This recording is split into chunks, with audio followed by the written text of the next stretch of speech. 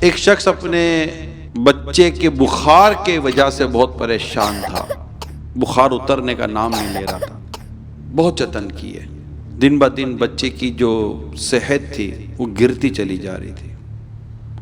Doctor بھی اپنی بے بسی کا اظہار کر رہے تھے۔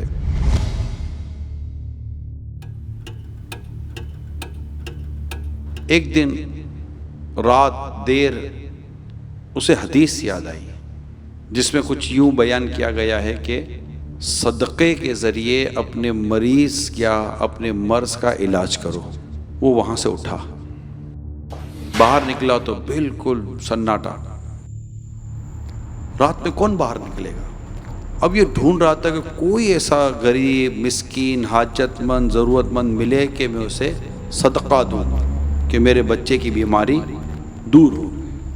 اچانک اس کی نظر ایک بلی پر پڑی۔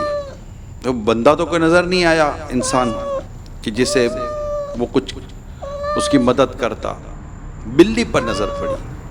اس سے غور کیا تو بلی جیسے کہ بھوک کی وجہ سے بے چین تھی، سو بھوک لگی ہے بلی کو۔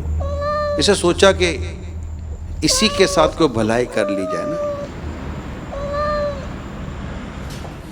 یہ گھر گیا اور بلی جو کچھ کھاتی پیتی ہے اس کا کوئی انتظام کیا اس نے۔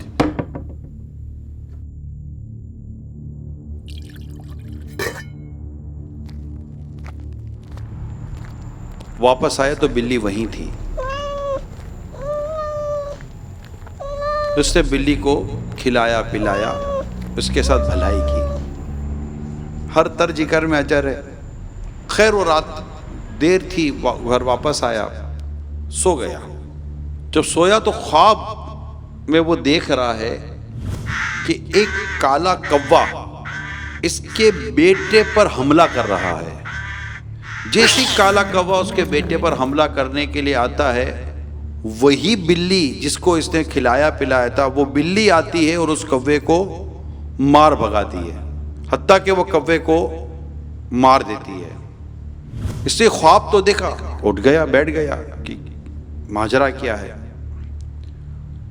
جا کے دیکھوں اپنے بیٹے کو کیسی پوزیشن ہے۔ گیا تو کیا دیکھتا ہے کہ بیٹے کا جو چہرہ تھا وہ حشاش بشاش جیسے خوش سا بیٹا تھا نا، اور دیکھتے ہی دیکھتے بیٹے کا بخار اتر گیا، وہ صحت مند ہو گیا۔ یعنی صدقہ ایسی عظیم نعمت ہے کہ بلا یہ صدقے کو نہیں پھلانگتی۔ ہمیں اس کی اہمیت کو سمجھنا ہے کہ صدقہ یہ اللہ تعالیٰ کو پسند ہے، رسول پاک صلی اللہ علیہ وسلم کو پسند، یعنی ترغیب موجود ہے صدقہ و خیرات کی۔